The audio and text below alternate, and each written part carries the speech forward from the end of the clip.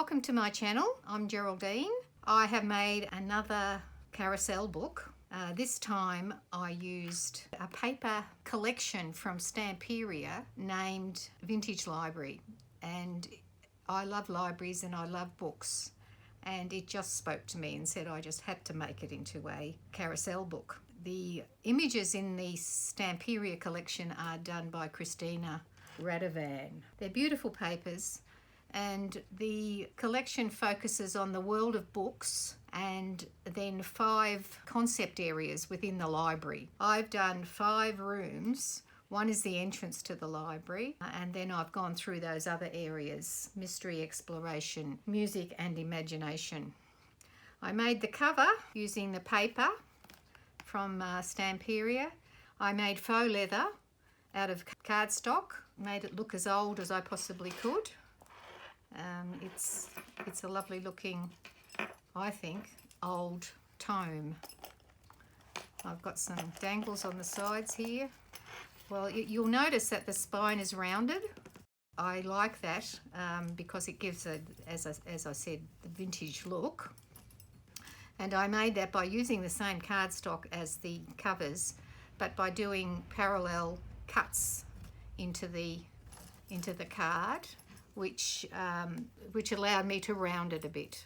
Then I stained it and used some gold gilding to put some pretend ribs on it across the back there.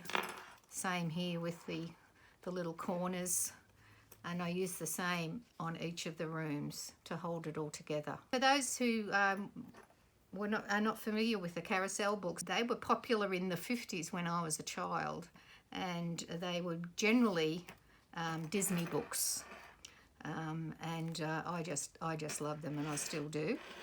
So this is my take on what a Carousel book might look like today.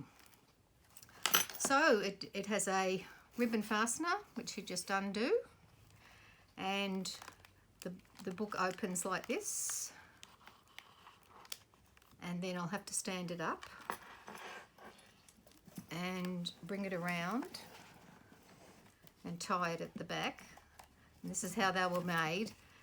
They were made all in one piece, 4 pieces that went around here. I made the room separately. It just suits me better. Yeah, I'll just quickly tie this, and I'll just go through the rooms then and show you what we do. You can hang it if you need to, if you'd like to, because it hangs nicely.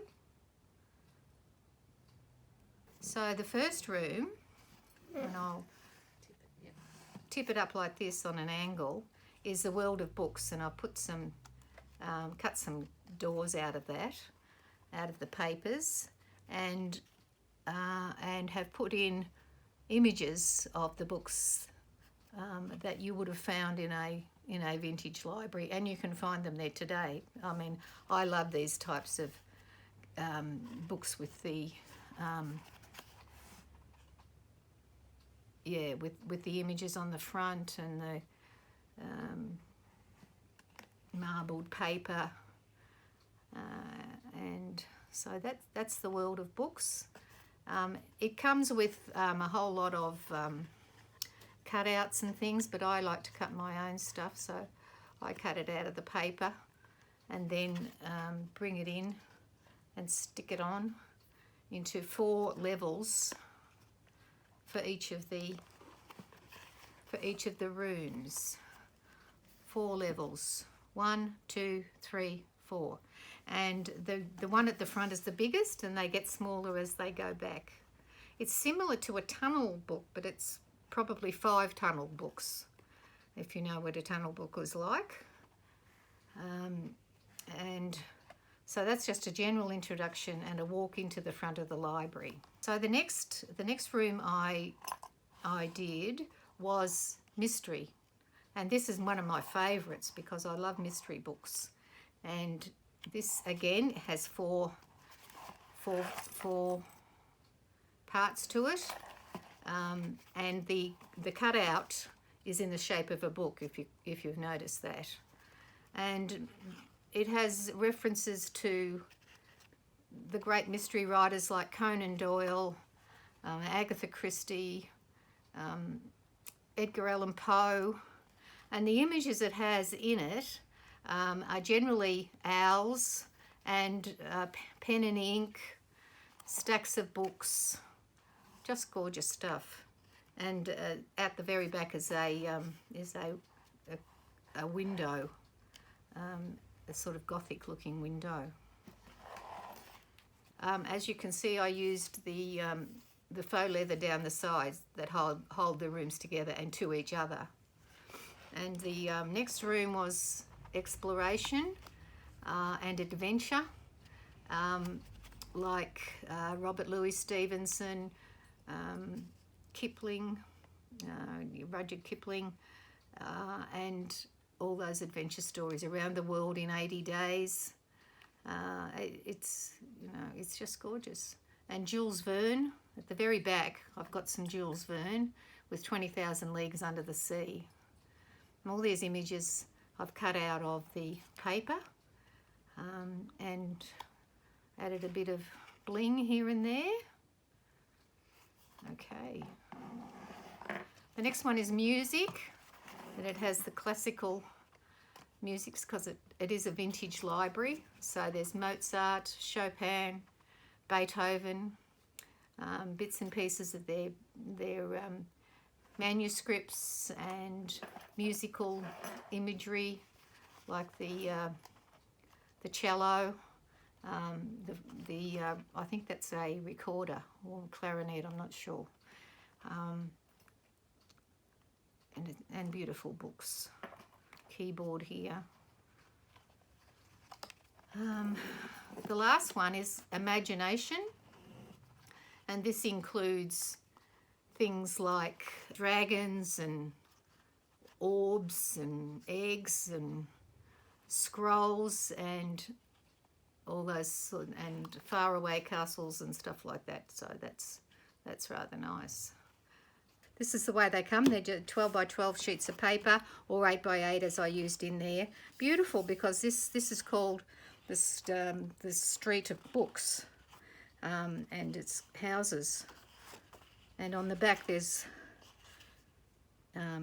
more imagery.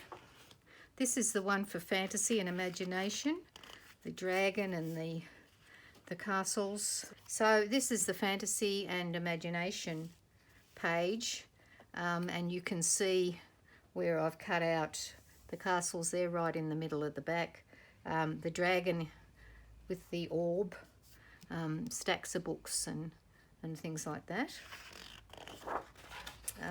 These are more images. I used one of those. I used this one in the middle of the back there, and it also comes with lots of other helpful things, like you can cut all these out, make tags and things, papers like this. I haven't got them all with me because I've used them. There's another one. Oh, these are some of the 8 by 8s that I didn't use. So there's another one. So that's what I do. That's what I love to do, and I create the books of my childhood.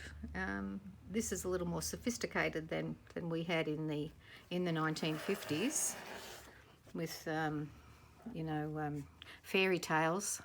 I've got copies of the three little pigs and Cinderella and the Sleeping Beauty and Hansel and Gretel. And I hope you enjoyed it, and you'll join me next time when I have another one. You just close it up and you store it on your bookshelf like any other book. So yes, you can store it on your bookshelf, bring it out, show it to your grandkids or whatever. That's my intention. So thanks for watching. Bye.